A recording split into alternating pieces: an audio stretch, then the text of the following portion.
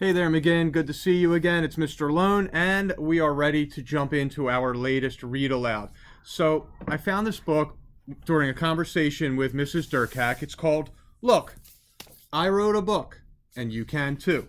And I love the idea that it promotes not just writing, but the belief in yourself that you can accomplish some big tasks like becoming an author. And becoming an author doesn't mean you have to have something published and put on the shelf. You're an author the second that you produce something that you're proud of, whether it's in class, at home, wherever. So be proud of your ideas, be proud of putting those ideas to paper, and let's see here how you can write a book. Away we go. When you want to write a book, first you need a good idea. You can get it from your brain, your notebook, staring out the window, other people, those who are all around you, or wherever you go. Basically, you can write any book you like, except here's what you have to know. You need to know what you're talking about. Once upon a time, there was a sausage-saurus.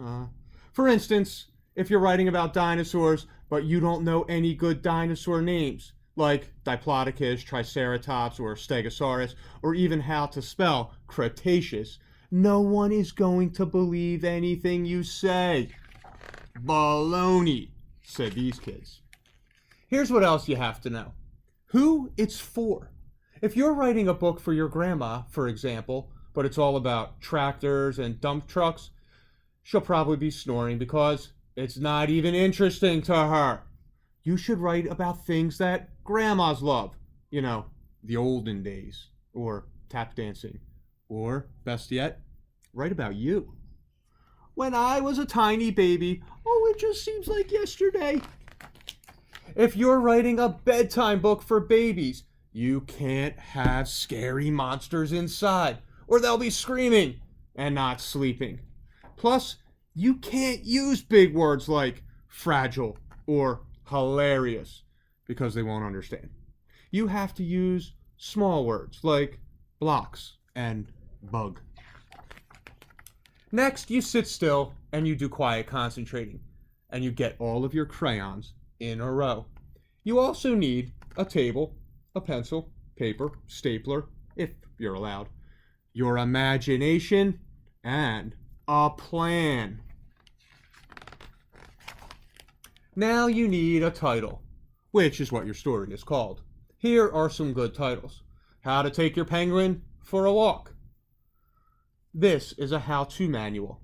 Spiders on the Ceiling, a horror story. Cleaning My Room, a tragedy. When I Was a Baby, a history book. Only One Shoe, a mystery. Or here are some not so good titles. How to Change a Diaper, and the History of Lettuce. Remember, your title must be appropriate. For instance, if your book is called Pretty Puppies, but inside are only horrible trolls, your readers are going to be disappointed. Plus, you definitely need a story. And basically a story has a hero, like me, something that the hero wants, maybe a horse, something stopping her, maybe a teacher, a baby, or a criminal, and something happening. She spies on the horse in a field. Something that goes wrong. The horse runs away. How she gets what she wants in the end. She finds the horse again, tames it, and is able to ride it home. At last, you're completely ready to start writing. So you write a beginning. Here's a bad beginning. First we stood up. Next we sat down.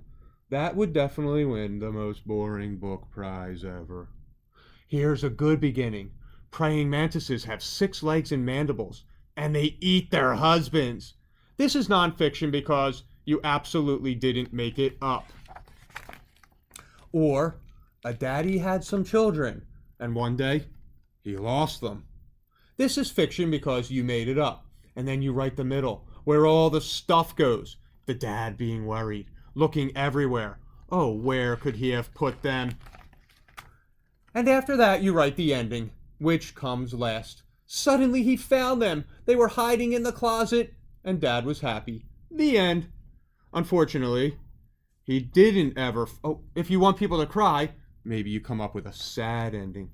Unfortunately, he didn't ever find them, and he was disappointed. The end. Always put the end, so everyone knows the story is over. If you put to be continued, everyone has to read your next book. Now, have your juice and snack. You probably should have words and pictures in your book.